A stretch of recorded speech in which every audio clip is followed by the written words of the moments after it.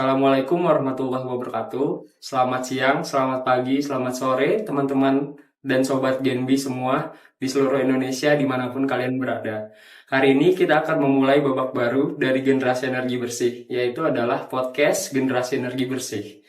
Hari ini temanya itu tentang Kartini Energi Terbarukan Indonesia 2024. Kita udah kedatangan tamu, seorang figur wanita yang udah berani mengadvokasi tentang energi terbarukan di Indonesia.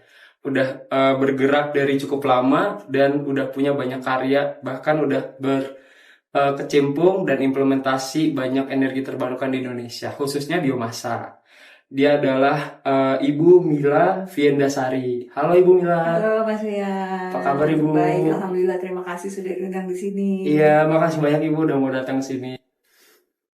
Selain itu, Ibu Mila ini punya profiling yang sangat bagus dan harus kita jadikan pembelajaran untuk generasi kita nih yang masih muda-muda biar bisa turut serta dalam aksi pengurangan emisi.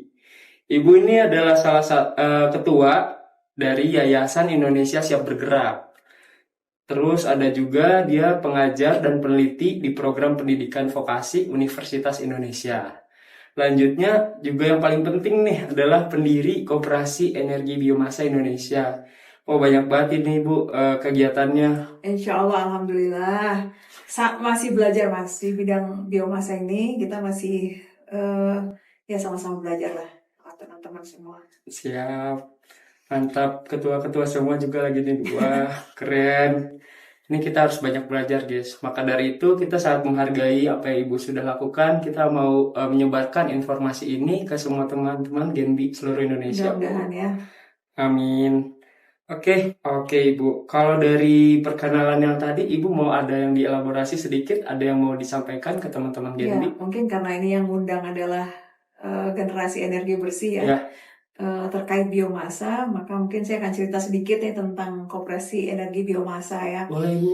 Jadi sebenarnya kami ini tergabung dari berbagai macam background ya di Koperasi Energi Biomasa ini, di mana awalnya itu ada kita membuat masyarakat energi biomasa Indonesia. Nah, di situ berkumpul orang-orang hebat ya, senior-senior ya, semua ada yang backgroundnya dari pemerintah, lalu ada yang pengusaha juga, ada akademisi dan lain-lain.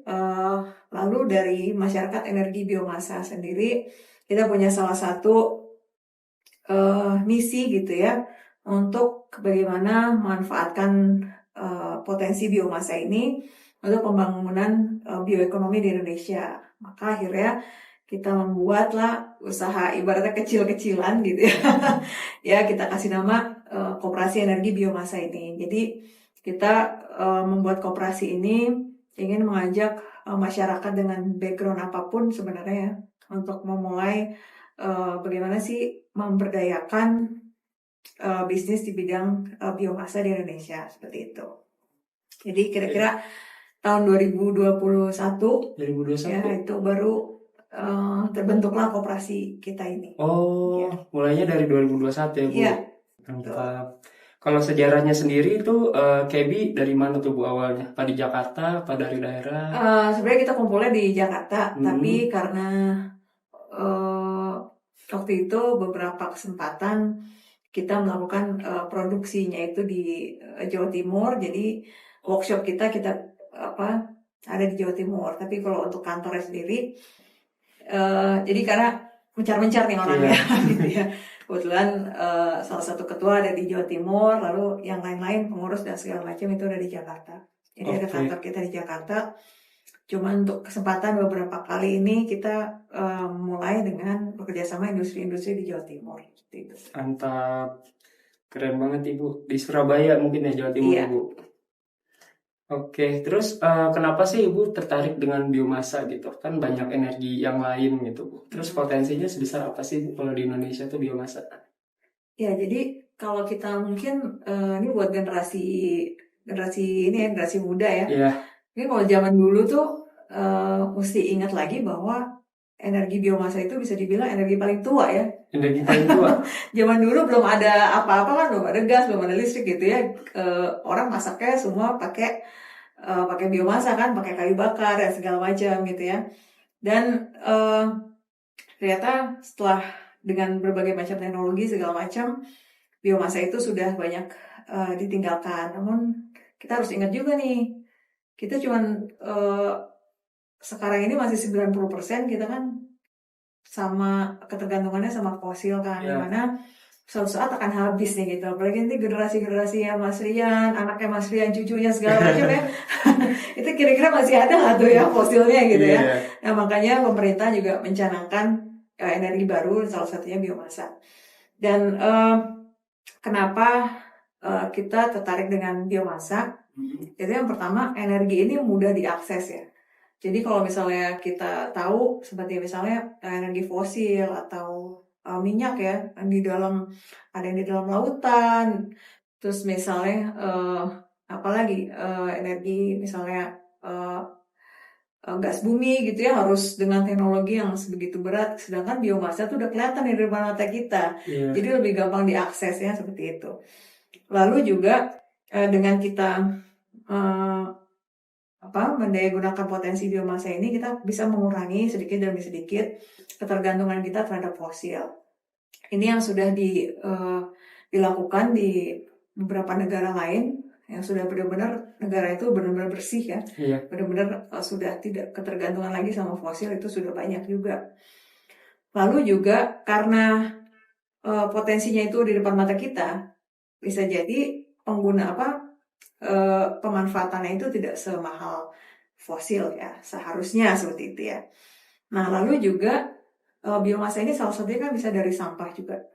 Nah jadi di beberapa negara, misalnya Jerman gitu ya, itu benar-benar sudah bersih negaranya karena sampahnya diolah menjadi energi lagi. Jadi kita nggak pusing lagi nih teman-teman. Ngebayangin ya, kita sempat dengar cerita ya di sebuah kota besar di Indonesia gitu ya, ada penduduk ketibanan sampah gitu ya. Longsornya sampah. Longsornya sampah ya, itu karena tidak diberdayakan secara maksimal. Nah itu jadi kalau kita lihat di negara-negara yang bersih itu benar-benar nggak ketemu sampah gitu ya, karena sudah diolah menjadi bioenergi tadi. Lalu juga secara karbon juga itu lebih netral dibandingkan dengan fosil. Jadi kurang lebih seperti itu kalau untuk keunggulan dari biomasa itu sendiri.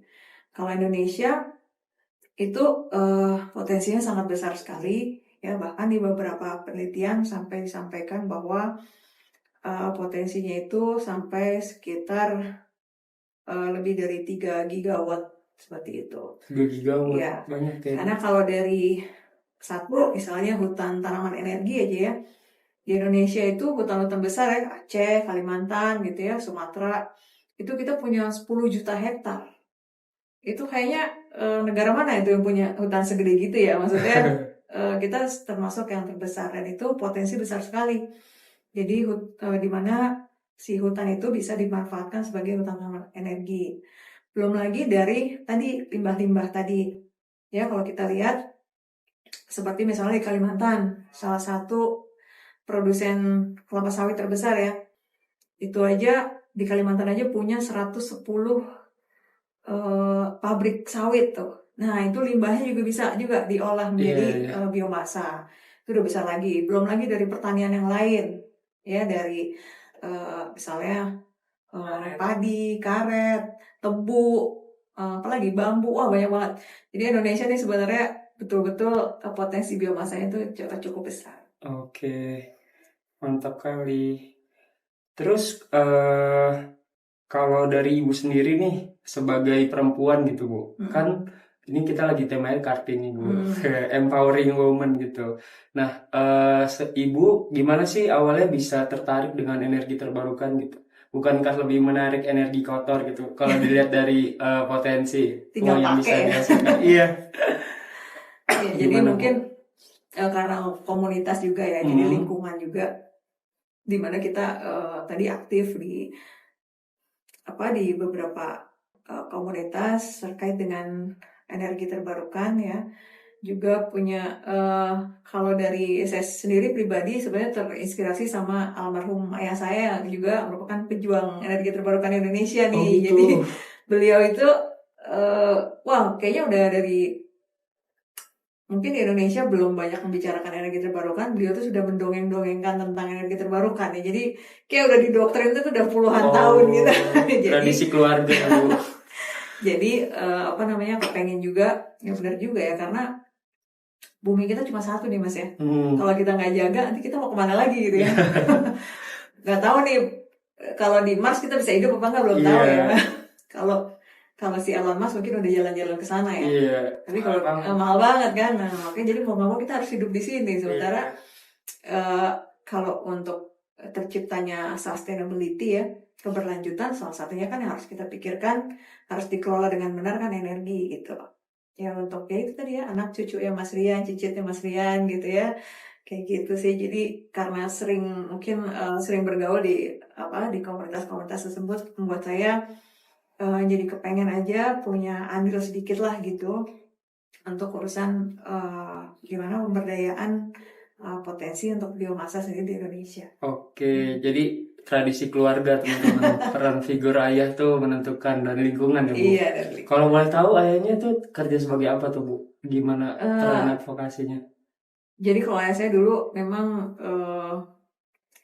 bidangnya kelistrikan sebenarnya, tapi terus setelah beliau pensiun, beliau memfokuskan kita juga ada buat konsultan gitu ya untuk energi bersih ini. Jadi beliau juga mendirikan beberapa organisasi terkait energi terbarukan gitu. Jadi memang berjuang lah. Banyak ya. Keren banget Ibu. Mantap kali. Ada momen tersendiri nggak nih Bu, ketika lagi didongengin kah sama ayahnya atau ketemu masyarakat di daerah gitu, lagi pengembangan biomasa gitu, apa sih yang buat Ibu tuh jadi terenyuh pengen berkontribusi lebih ke agenda energi terbarukan ini? Iya, karena ternyata di Indonesia itu kalau kita hidup di kota ya, tiap hari kita ngerasain ya listrik AC gitu ya.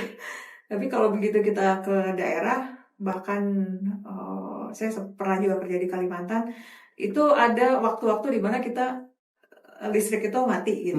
Jadi memang kalau sampai saat ini memang sudah terus lebih baik, tapi sekitar masih ada 2% ya yang belum terlistriki, masyarakat yang belum kena listrik di Indonesia. Kenapa? Karena memang kondisi kita ini kan kepulauan ya, jadi ada daerah-daerah yang memang sulit untuk menjangkau itu.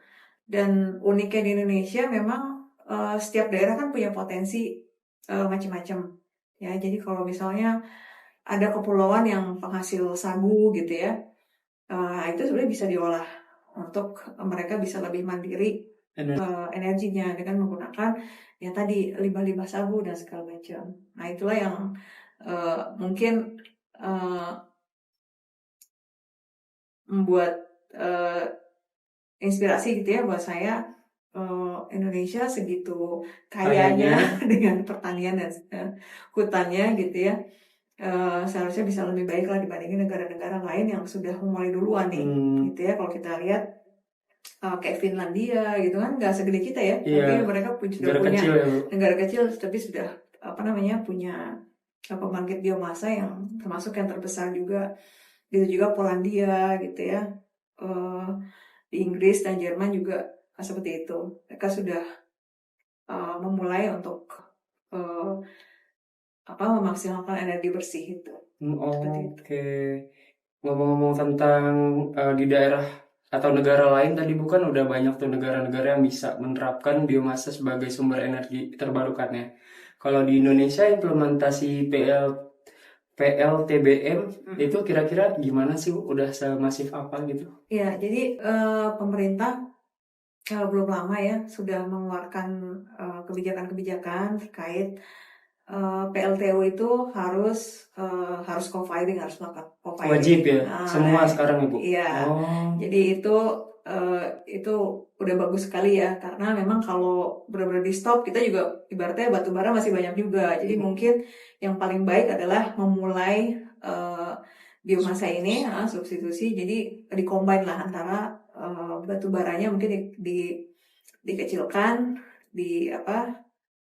dibarengin dengan biomasa seperti itu. Jadi Dan juga ada sudah banyak juga pembangkit-pembangkit besar yang mulai dibangun dengan full menggunakan biomasa. Ya, misalnya di Kalimantan itu ada 15 megawatt ya di Mempawah ya, Provinsi Kalimantan Barat. Itu dia sudah membangun 15 megawatt dengan menggunakan limbah kelapa sawit.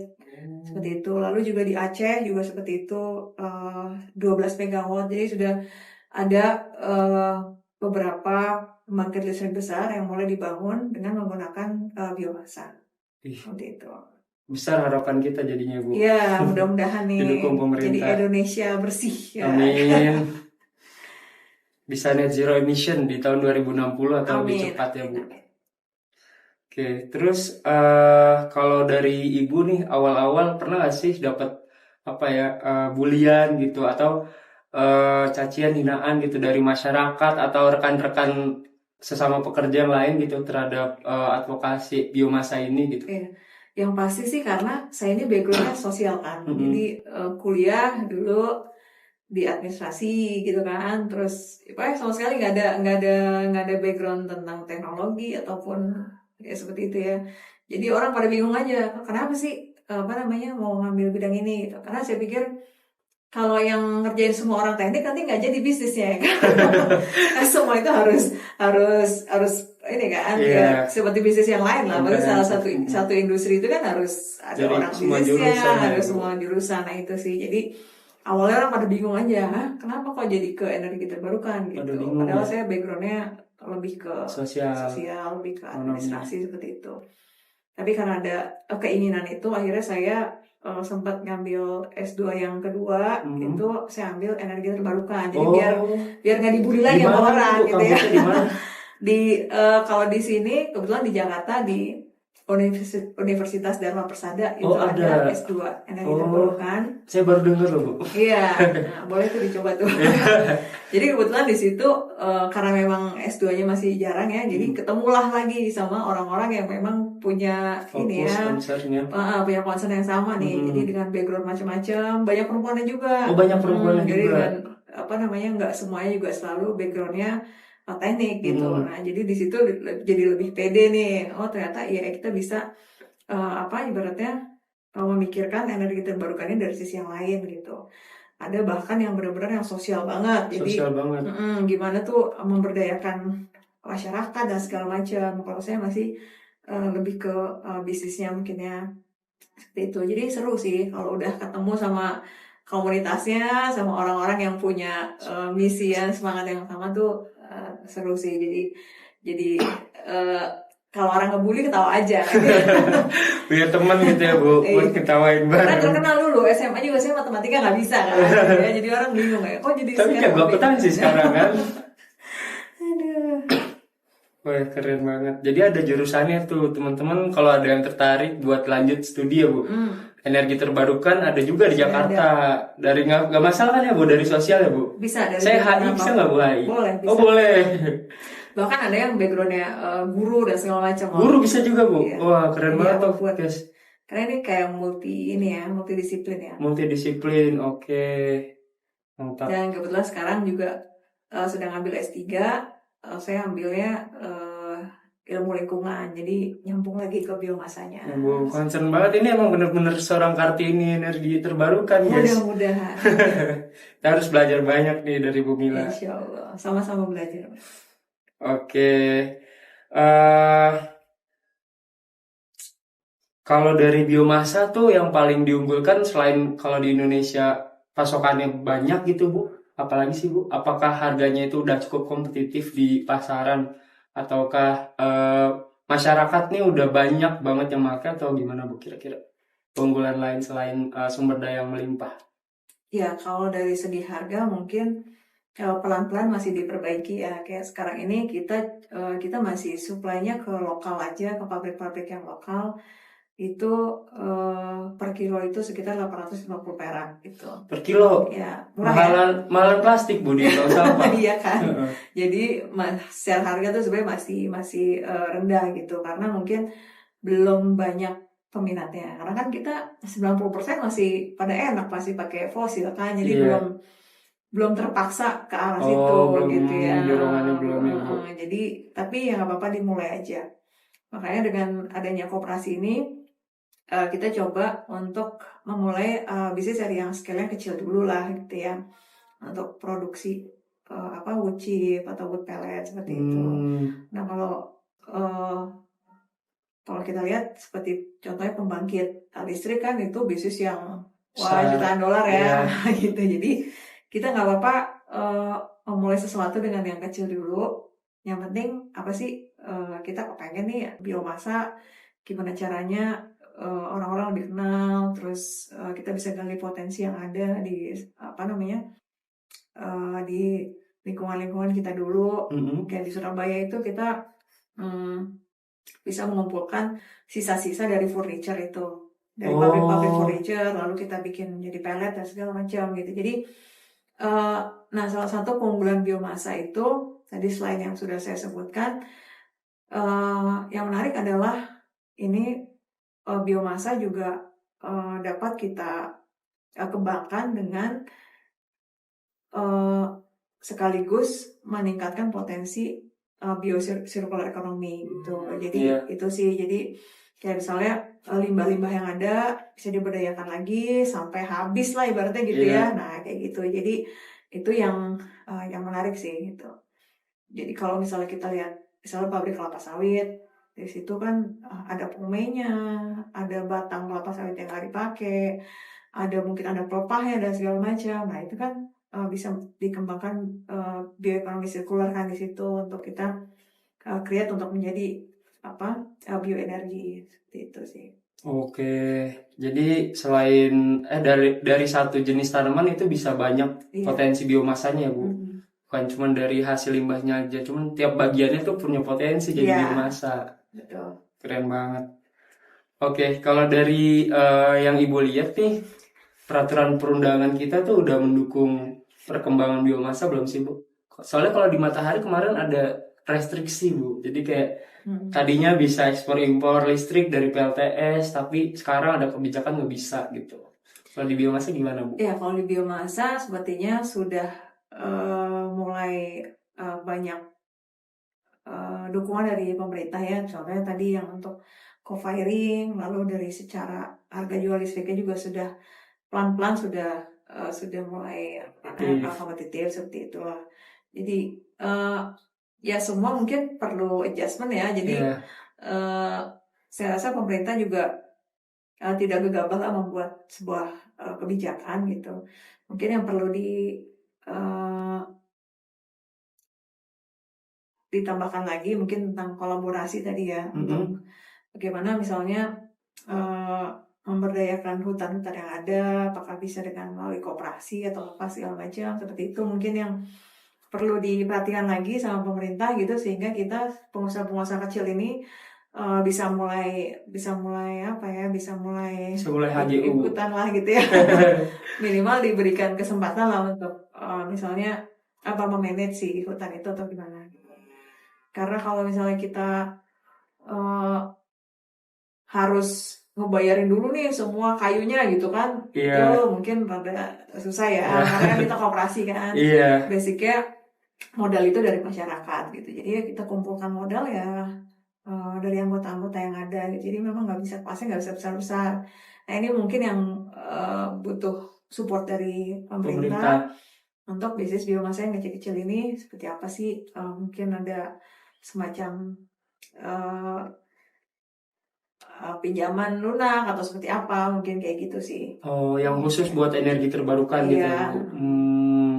Kalau sejauh ini adakah, Bu, itu bergerak sendiri-sendiri aja atau emang ada di satu kontrak tersendiri sama pemerintah gitu? Kalau selama ini kita swadaya aja sih. Swadaya aja. Jadi kita ya cari bayar sendiri. Jadi belum melibatkan peran pemerintahnya masih sedikit. Oke. Kalau misalkan ada dari teman-teman semua nih, kawan generasi energi bersih yang pengen join ke Koperasi Energi Biomasa Indonesia ini, caranya gimana, Bu? Mungkin bisa daftar lewat website ya, dan itu murah juga. Karena iuran anggota itu cuma 120.000 gitu ya. Sebulan apa setahun? sebulan. Sebulan. Ya. Oh, lebih murah dari member gym sih, Bu. Iya, betul ya. Dan di situ bisa bersama-sama lah kita belajar bisnis biomasa cicilan gitu. Jadi siapa aja di anggota itu yang punya misalnya ada informasi, oh ada kebutuhan nih dari pabrik ini, udah kita kerjain bareng-bareng lah. Kalau memang itu mungkin dengan modal kita bisa kita support dan segala macam seperti itu. Ya siapa tahu dengan belajar nantinya akhirnya bisa berdiri sendiri, punya bisnis biomasa yang lebih besar gitu kan ya. Itu harapannya sih, Bu. Ya, karena di koperasi ini banyak senior-senior ya yang apa namanya bergerak yang sudah lebih dulu lah. Ada pengusaha juga segala macam yang mungkin bisa sekalian apa kita coaching ya sama mereka ya. Bisnis coaching nih lumayan guys, potensi. Iya. Meningkatkan cuan. Jangan daripada scroll apa TikTok dan sosmed lain terus kan. Oke. Kalau dari Ibu ada nggak sih Bu motivasi gitu, kata-kata motivasi yang bisa disampaikan ke teman-teman semua biar para calon-calon Kartini Muda Indonesia 2060, 2072, 2100 ini bisa semangat gitu Bu untuk menggerakkan energi terbarukan di Indonesia. Ya mungkin tujuannya sih satu ya, menciptakan negara kita ini lebih bersih, lebih hijau karena ya kita tinggal di sini mau kemana lagi gitu ya, karena bumi kita cuma satu ya. Jadi kalau pesan saya mungkin apapun background para generasi muda ini ya, kalau bisa itu harus punya visi yang sama, yaitu menjaga kelestarian lingkungan seperti itu. Nah, kalau kita lihat nih sekarang banyak anak-anak yang senangnya jadi apa ya? Jadi YouTuber atau jadi content creator dan segala macam gitu ya. Nah, gimana sih caranya bikin konten-konten yang ibaratnya bisa mengedukasi generasi muda, gimana caranya untuk lebih aware lagi sama lingkungan kayak gitu. Jadi kita udah ada ya banyak lah ya konten-konten creator yang sudah ke arah sana.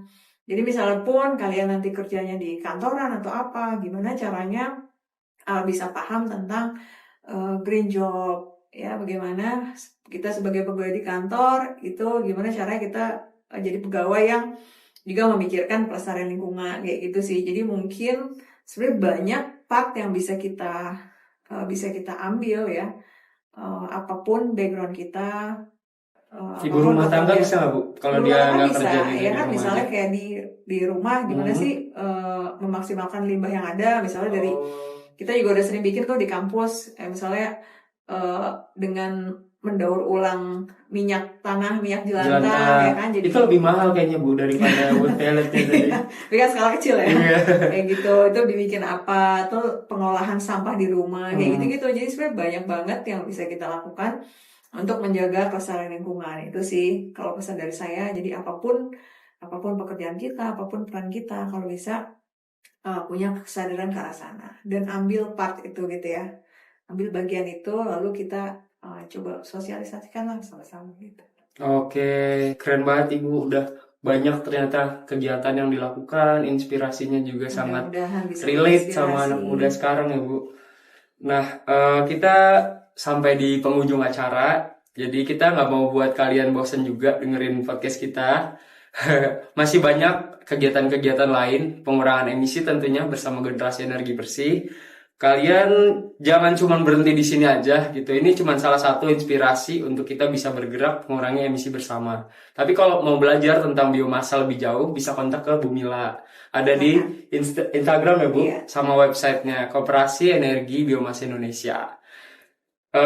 Cukup sekian, mungkin terima kasih banyak Ibu udah datang, sudah diundang. Ya, semoga kita bisa melakukan kegiatan lagi bersama. Siap, ditunggu. Ya, yang terdekat mungkin Kartini Energi Terbarukan ada lomba yel-yel tanggal 21 April 2024. Oke. Bu bisa datang ya Bu? Insya Allah.